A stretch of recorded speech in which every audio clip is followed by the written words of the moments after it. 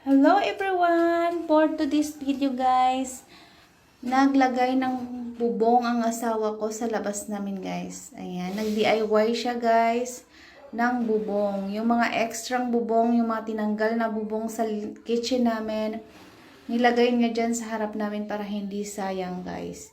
So ayan, ang masipag kong asawa guys. Instead na bakasyon, mag-relax, magpahinga, after ng mahabang trabaho niya, 'di ba?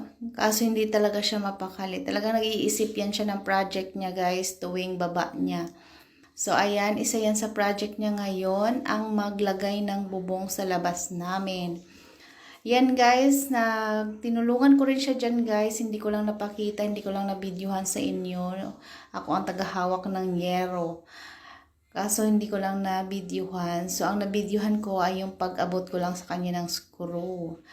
Kahit siya lang mag-isa guys, kayang-kaya niya yung gawin guys. Napakasipag talaga. Ayan, nagkabit pa siya ng, after niya naglagay ng bubong, nagkabit pa siya ng Christmas light.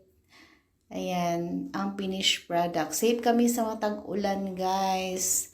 Thank you for watching guys. Bye-bye!